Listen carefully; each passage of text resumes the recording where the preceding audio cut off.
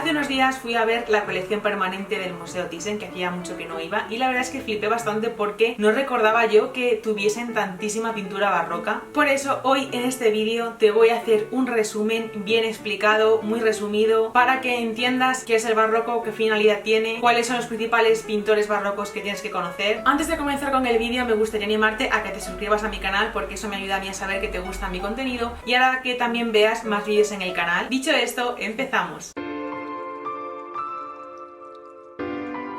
Bueno, lo primero que voy a hacer en el vídeo es explicarte un índice de los temas que voy a tratar por si quieres vértelo entero o bien irte a la parte que quizá te interesa más. Y así pues organizamos más el contenido y también nos enteramos más de qué vamos a hablar. Voy a empezar contextualizando muy brevemente qué está pasando en Europa en el siglo XVII, porque si la historia del arte es historia del arte es precisamente porque el contexto define muchísimo el arte que se crea en cada momento. En fin, siempre entro en bucle con esto, pero es que es así. Después te voy a contar las características principales de la pintura barroca y posteriormente ya vamos a ver país por país. Empezaremos con Italia, donde se dan principalmente dos corrientes, que es la del tenebrismo y el clasicismo. Seguiremos con la pintura flamenca, donde destaca principalmente Rubens. Seguiremos con la pintura en Holanda, después nos iremos a Francia, posteriormente hablaremos brevemente del rococó y la pintura inglesa y por último, como sabéis, yo soy española, entonces quizá me detenga un pelín más en la pintura barroca española, que si bien es cierto que es uno de los mejores momentos artísticos para España en su historia del arte. Entonces, en cuanto a España, vamos a dividirlo en dos. Por una parte hablaré de los pintores valencianos y por otro me centraré en la escuela andaluza y sobre todo en Velázquez. A ver, ¿qué está pasando en Europa en el siglo XVII? Pues bien, como en todas las épocas habrá muchísimas guerras y conflictos bélicos, pero quizá los eventos y fechas más importantes que tienes que tener en cuenta o que van a determinar más el siglo van a ser la Guerra de los 30 años y la Paz de Westfalia. Como os he dicho, yo hablaré quizá un poco más de la pintura barroca española y en este caso hay que tener muy en cuenta que este siglo estará protagonizado principalmente por el reinado de Felipe IV. Durante la primera mitad del siglo XVII se originará una profunda crisis originada pues por las continuas guerras, por las malas cosechas. Eso también hizo que hubiese un descenso poblacional, pero por otro lado vemos también parámetros que reflejan esa transición que asienta las bases del antiguo régimen a la edad contemporánea. Poco a poco se saldrá de esa crisis y se aumentará la producción, habrá un auge del comercio, de la producción industrial y eso hará que surja una burguesía con un gran poder adquisitivo y que demandará pues grandes obras de arte. Vamos ahora con las características de la pintura barroca, que son principalmente tres. Seguramente habréis escuchado que el barroco es un estilo muy sobrecargado, que tiene miedo a los espacios vacíos, muy oscuro, muy tenebroso, tétrico, lleno de contrastes, de claroscuros, muy expresivo también, y lo cierto es que en gran medida es así. Al barroco principalmente le preocupa persuadir y generar una teatralidad escenográfica. ¿Cómo? Pues a través del naturalismo, creando atmósferas llenas de claroscuros para representar esa realidad a través del volumen. ¿Y qué finalidad persigue? Pues exaltar los dos principales poderes, que son el religioso y el monárquico. Por un lado, exaltará ese poder religioso a través de la representación de multitud de iconografía cristiana, que irá acorde a los parámetros e ideas del Concilio de Trento y surgidos tras la Contrarreforma. En cuanto a la exaltación del poder monárquico, se crearán diferentes géneros como el retrato, la pintura de historia, la pintura mitológica, escenas costumbristas. Aunque el barroco fue el mismo estilo para Europa durante este siglo XVII, lo cierto es que también fue una tendencia heterogénea que tuvo sus peculiaridades según los países. Entonces vamos a ver país por país y empezamos, como no, por Italia, donde encontraremos dos principales tendencias, que son el tenebrismo y el clasicismo.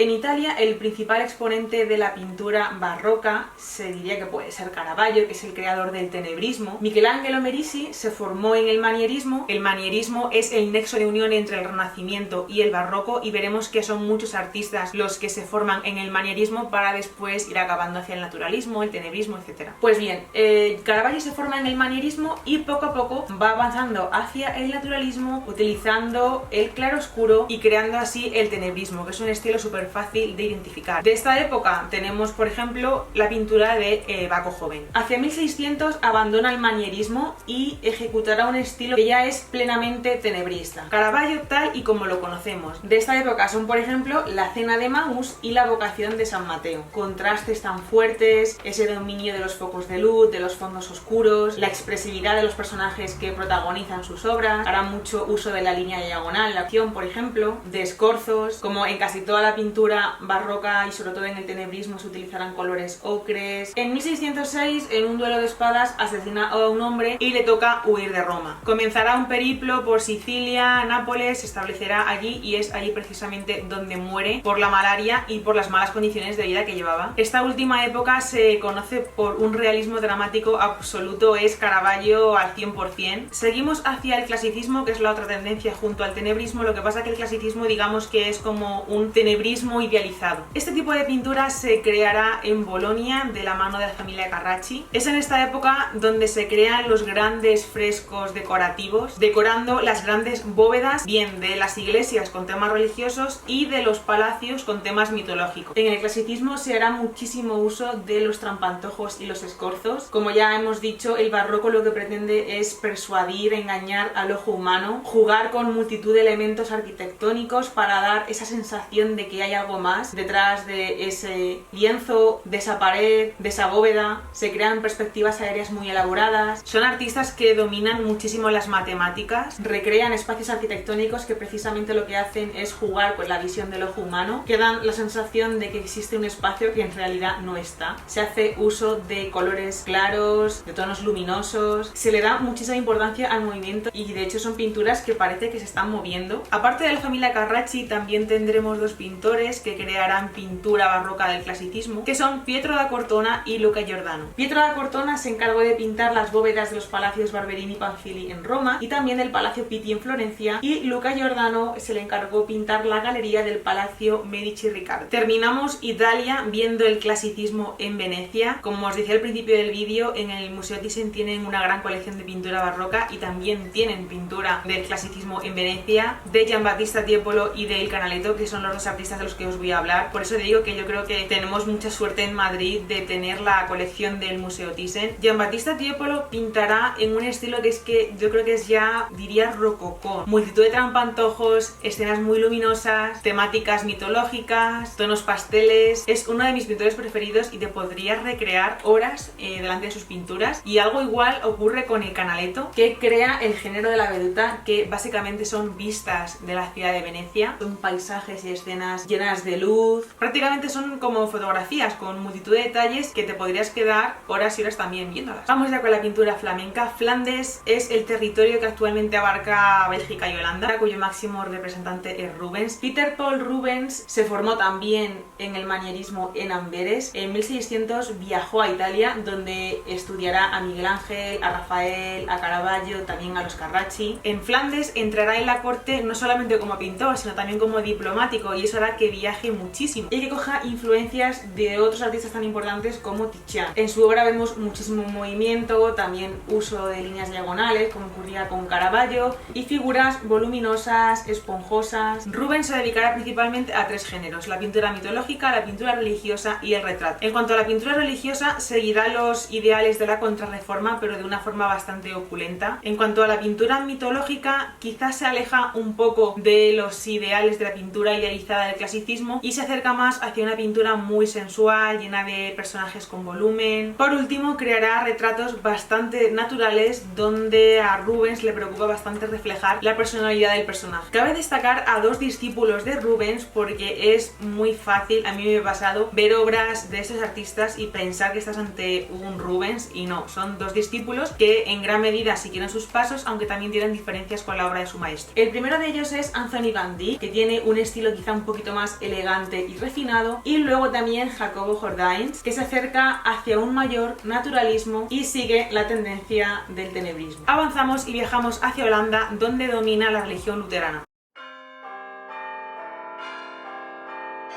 En Holanda se alcanza un gobierno democrático bastante pronto y surgirá a raíz del comercio y del auge de la producción una burguesía que obtendrá un papel muy importante no solo en la sociedad sino también en la política y en la economía. Van a ser los principales demandantes de arte y los que van a encargar pinturas para decorar sus casas. En cuanto a la pintura barroca en Holanda, cabe destacar 3 autores: Frans Hals, Rembrandt y Jan Vermeer. Frans Hals tiene una pincelada bastante suelta, amplia, que le viene genial para hacer esos retratos tan naturalistas, donde hace un estudio psicológico, y a Frans Hals lo que le interesa es reflejar la personalidad de cada personaje. A mí Frans Hals me encanta y creo que sus obras son bastante fáciles de reconocer. Casi todos sus personajes salen sonriendo en los retratos. Seguimos con Rembrandt, que aunque no viaja a Italia, recibe influencias del arte italiano y del tenebrismo, aunque Rembrandt lo que consigue son claroscuros muy sutiles, creando una, diría, atmósfera aterciopelada. Y por último tenemos a Jan Vermeer, que precisamente se encarga de retratar la vida tranquila y diaria de la burguesía en el interior de sus casas, para crear pinturas de pequeño formato que decoren a su vez esos interiores de esas casas de la burguesía. Llegamos a Francia, que en este momento se convierte en primera potencia europea y principal centro artístico junto a Italia. En Francia encontramos dos tendencias principalmente, que son el clasicismo y el realismo. En cuanto al realismo, el mayor exponente es Georges de Latour, que seguirá al pie de la letra los pasos del tenebrismo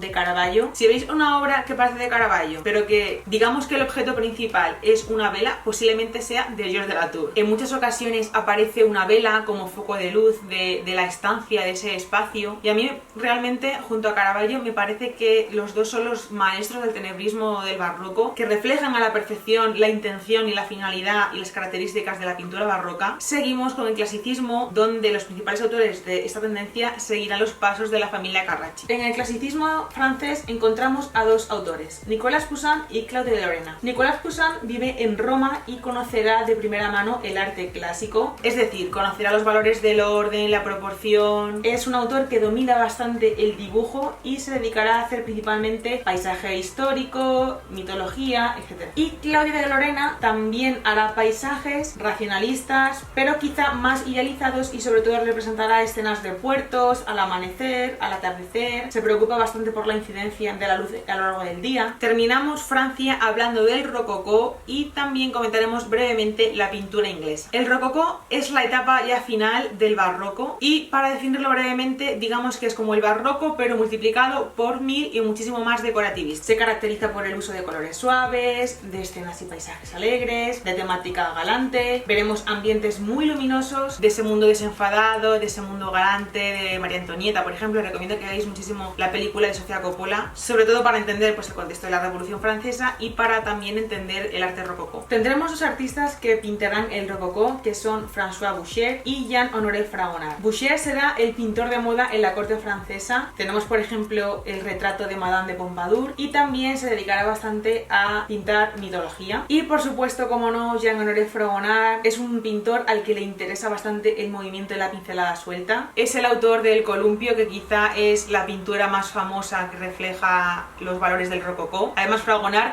es un artista, es un pintor muy interesante porque vive esa plenitud del rococó y también su declive. Es un pintor que vive la Revolución Francesa y cómo ese mundo rococó, ese mundo tan banal en el que él se recrea, se acaba. Por último, comentar muy brevemente el retrato inglés, donde encontraremos a dos autores, que son Joshua Reynolds y Thomas Gainsborough. Reynolds se decantará por un retrato de estilo refinado y elegante, mientras que a Gainsborough le interesará muchísimo más la naturalidad. Principalmente, casi todas las obras de este artista están ambientadas en la campiña inglesa. Comenzamos ya con la pintura barroca española, que como os dije al principio lo vamos a dividir en pintores valencianos, escuela andaluza y Velázquez. El siglo XVII es un momento incomparable de la historia de la pintura española. Estamos dentro del llamado siglo de oro español. Madrid y Sevilla serán los principales centros de la pintura barroca, y la temática girará en torno a los asuntos religiosos, serán retratos, bodegones. Principalmente la pintura barroca española tiende más hacia el naturalismo y el tenebrismo de Caravaggio, por ejemplo. Empezamos con los pintores valencianos, que son dos, José de Ribera y Francisco de Ribalta. Ribalta, como la gran mayoría de pintores barrocos, se forma en la estética manierista, pero después pues avanza hacia un naturalismo de fuertes contrastes, siguiendo los pasos de Caravaggio. Por otra parte, José de Ribera, que es uno de mis pintores preferidos, trabajará para la corona española en Nápoles, le llamarán Il Spagnoletto, y las temáticas dentro de la pintura tan tenebrista de Ribera serán tres. Por una parte se decantará por representar enfermedades y rarezas del ser humano, también representará temas mitológicos pero realistas, y al igual que Ribalta también realizará bastante pintura religiosa naturalista. Veremos una gran similitud con la representación de Caravaggio en sus obras, un gran expresionismo en la cara de los personajes, líneas diagonales, mucho movimiento en sus escenas, y llegamos ya a la escuela andaluza, donde hablaremos de Zurbarán, Alonso Cano, Juan Valdés Leal, Murillo y Velázquez. Zurbarán se acerca también bastante al estilo de Caravaggio. Vemos en su obra un dibujo preciso y un estilo bastante realista. Se decantará bastante por la temática religiosa, en la que principalmente representará la vida monástica de las órdenes españolas. En 1634 realizará encargos para el Palacio del Retiro, serán principalmente cuadros de historia y mitología, y también realizará retratos donde se focaliza bastante en reflejar los rostros de los personajes, los volúmenes de las telas, las posturas del cuerpo humano, y por último también realizará bodegones tenebristas pero bastante austeros. A Alonso Cano lo conoceremos porque pasa del tenebrismo a un estilo muchísimo más luminoso y afable, influenciado por la pintura veneciana. Bartolomé Esteban Murillo es uno de mis pintores preferidos, nació y vivió en Sevilla prácticamente toda su vida, salvo 2 años de estancia en Madrid. Es un pintor bastante realista que crea atmósferas vaporosas con personajes elegantes y frágiles. Creará pintura de temática religiosa acorde a la Contrarreforma, de estilo sencillo y amable. Veremos en su obra bastantes representaciones de la Inmaculada Concepción, y por último habrá una temática que también le interesará bastante a Murillo, que es representar a los niños de la calle, reflejar esa pobreza que se vivía en Sevilla por aquellos años. Tenemos que tener en cuenta que también por este momento está en auge la novela picaresca, los niños vagabundeaban por las calles, y Murillo se encarga de reflejar esa pobreza dentro de la inocencia rota de esos niños que tienen que buscarse la vida para sobrevivir, para llevarse algo de comer a la boca. Lo mismo que te pinta una Inmaculada Concepción, te refleja a un niño y pone a ambos personajes en el mismo rango de importancia. Juan Valdés Leal es un pintor que me encanta. La obra se relaciona bastante con los temas de la literatura barroca, con los tópicos latinos del Memento Mori, el Tempus Fugit. También vivió y trabajó en Sevilla, y su estilo es muy expresivo, dinámico e incluso puede llegar a ser bastante tétrico. Por último, vamos a analizar la obra de Diego Rodríguez de Silva y Velázquez. Ya no es solo uno de los pintores más importantes de la historia del arte español, sino también a nivel mundial. Trabajó durante casi toda su vida para el rey Felipe IV. Su obra es bastante prolífica y se puede dividir en diferentes etapas. Una primera etapa sevillana, que es donde él se cría y él empieza sus primeros pasos con su maestro Pacheco, y después 3 estancias o etapas en Madrid y 2 viajes a Italia. La primera etapa sería la etapa sevillana, como digo. Él nace en Sevilla, él se crea en Sevilla, da sus primeros pasos junto a Francisco Pacheco, se influencia bastante de Caravaggio, y en este primer momento su obra se caracteriza por el tenebrismo. Son principalmente pinturas de carácter religioso, retratos y obras de género. En 1623 se establece como retratista en la corte gracias a la influencia de su maestro Pacheco, y en esta época se dedica principalmente a pintar mitología clásica. Hará un primer viaje a Italia en 1629, donde empezará a utilizar tonos mucho más claros, y es allí donde estudiará la perspectiva aérea y géneros como el desnudo y el paisaje. En 1631 regresa a Madrid, y es una etapa en la que se dedica a retratar a los personajes de la corte, como por ejemplo los bufones, a los que representa con la dignidad que merecen. Esta época se caracteriza por una pincelada bastante suelta. En 1649 vuelve a viajar a Italia, y es aquí cuando pinta el famoso retrato del Papa Inocencio X, donde destaca por su naturalidad y por el deleite en el que se recrea para pintar las telas de los ropajes del Papa. También es en esta época donde pintará las vistas del jardín de la Villa Médicis, y donde anticipará lo que harán los impresionistas en su momento, que es estudiar cómo incide la luz en las superficies a lo largo del día. En su última etapa en Madrid quizá tenemos su obra culmen, su obra más importante, que es Las Meninas, donde destaca por su gran originalidad. No me voy a detener mucho en esta obra, pero bueno, como ya todos sabéis, es el reflejo en el espejo, donde Velázquez se recrea en retratar a cada uno de los personajes, donde hace uso de la perspectiva aérea, de los volúmenes. Vemos que es un pintor que domina absolutamente la técnica y que no es conformista y que quiere ir un poco más allá, ir un paso más allá. Vemos alternancia de luces y sombras. De esta época también es Las Hilanderas, donde también hace uso de la perspectiva aérea y, como digo, sigue con ese juego visual del barroco. Y hasta aquí el vídeo de hoy, espero que os haya gustado, que hayáis aprendido algo nuevo. El barroco es un estilo artístico amplísimo, por eso en este vídeo me he dedicado y me he centrado en la pintura, pero si queréis puedo hacer también otro vídeo hablando de la arquitectura y la escultura barrocas. Si te ha gustado, dale like, suscríbete a mi canal para ver más contenido relacionado. Puedes dejarme en comentarios lo que quieras, me encantará leerte, o también puedes seguirme en Instagram, donde verás un poco mi día a día. Gracias por estar aquí un día más y nos vemos en el próximo vídeo. ¡Chao!